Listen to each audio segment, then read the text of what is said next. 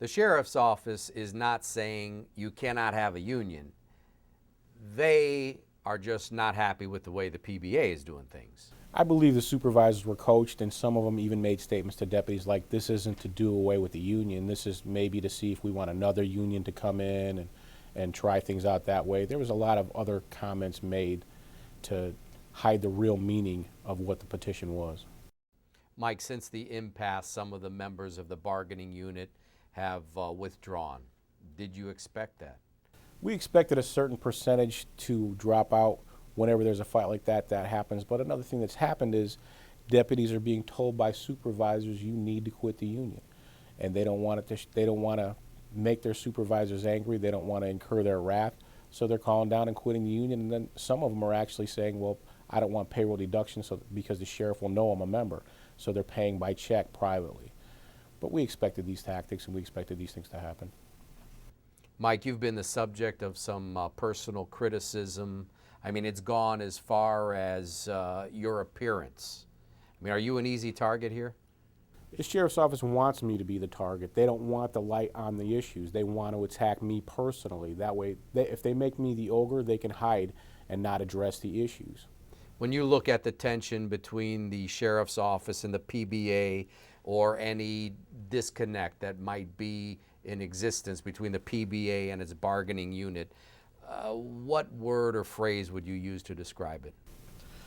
This is all about power. The sheriff's office is a 160-year-old monarchy in law enforcement. They've always had absolute power. They don't want to lose that. They want to regain whatever power they lost to the PBA. They don't want us to have a say-so. They don't want us to have a voice. They want absolute power. Do you feel the sheriff has a right to run his show the way he sees fit? Absolutely, I don't disagree. The sheriff has a right to run the sheriff's office, and we don't want to interfere with that. But the Florida Supreme Court gave us the right to have collective bargaining, to have a voice.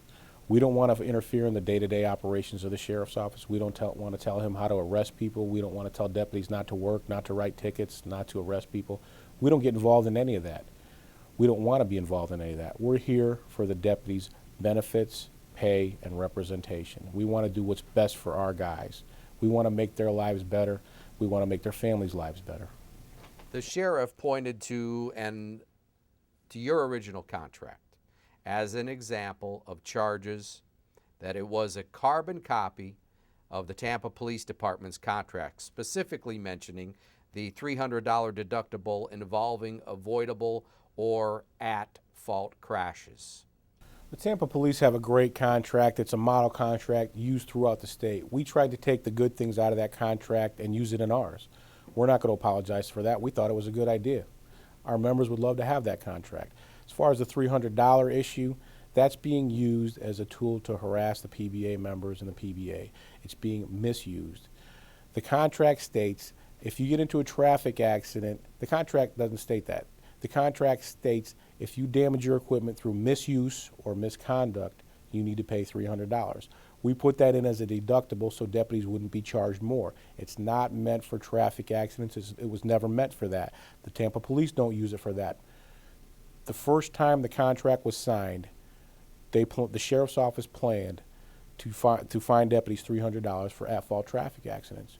We told them, I met with Chief DeCobo along with Bob McCabe, our attorney, and told them this was a misrepresentation of the contract and we were going to fight it. The chief agreed that that's not what that was for and that it was never enforced during the first contract. Now it is just as a tool to harass the PBA and their members. That's why the $300 is there. We're going to fight it and we'll win. It's not misuse or misconduct to get into a traffic accident. Nobody planned on doing it. Nobody did it intentional. They're doing it to harass us. Mike, the impasse is not helping the PBA. It's not helping the sheriff. Do you see any point where you guys will be able to work together? It's not good. It's bad business for both sides. But yes, there is light at the end of the tunnel. In the past, the sheriff would never meet with us personally. We had to meet with his representatives and deal with them.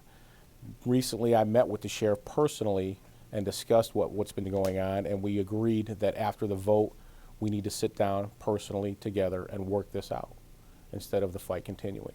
So yes, there's light at the end of the tunnel. I think we can work it out, and I think we can get along.